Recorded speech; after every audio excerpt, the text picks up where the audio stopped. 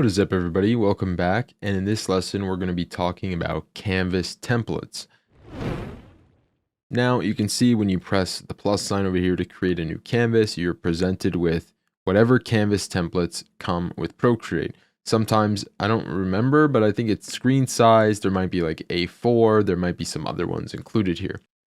At quick glance, you can see the ones I've used. Previously, in Visual Tribe, we had a 4:3 aspect ratio that worked really well, so I have that saved. I have my favorite square, which is a 5000 by 5000 pixel canvas, absolutely huge at 300 dpi, and this way I can resize things however I want. I can shrink it, I can make it larger, I can import it into Illustrator if I need to make it into a vector. I like to work with big canvases because you don't know, what you're going to need it for later down the line. So if you're not very specific about what you're creating something for, you want to make sure that it's going to be versatile in the future if you want to adapt that artwork for something else. So you can see that I have a template for YouTube thumbnail, for a tall Instagram post. You can see the iPad screen I have. I was doing some wallpapers, so I have iPhone 12.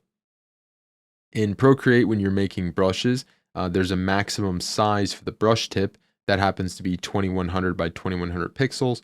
So I have that saved. I have a couple canvases for pixel art, 125 pixel canvas and 100 pixel canvas for if I'm making little pixel art icons. And then you can see I have a 1:2 ratio banner and some other templates that I have created.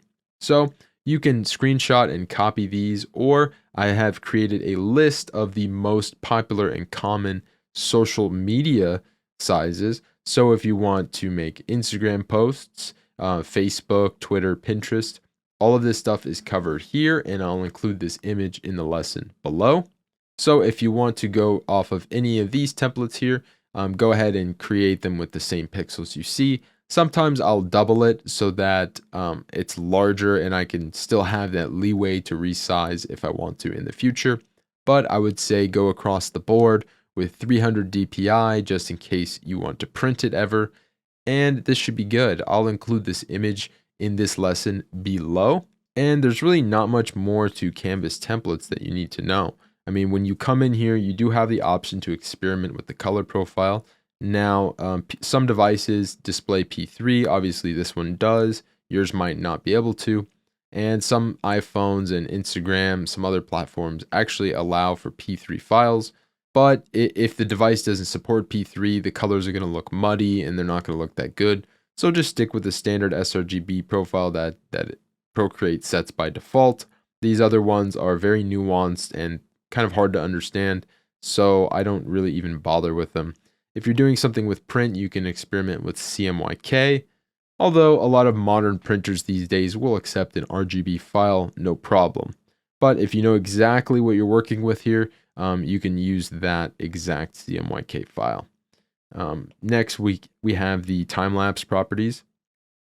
By default, Procreate's going to set it at 1080 and good quality, but for a lot of my templates, I like to maybe bump that up to 2K or studio quality.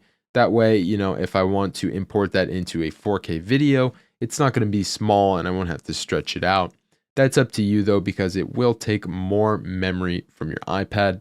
So I don't know. You don't really have to upgrade that, but depends if you plan on using those time lapses pretty often. You might want to bump that up. And then canvas properties, you can set a background color so that, let's say you don't like the white, you like it to be kind of like a grayish so that it doesn't hurt your eyes. And you can start out every project with that gray color, because once you set it here, you don't have to touch it. You can also change the title to whatever your template might be. And that's pretty much it. Everything you need to know is right here. I hope that you learned something. If you want to make your own custom canvas templates, now would be the time to do so, because I know from experience, I use these all the time. When I open a new project, I just tap one of these and it saves me a ton of time having to set up new projects over and over again. So I hope you learned something, and I hope to see you in the next video.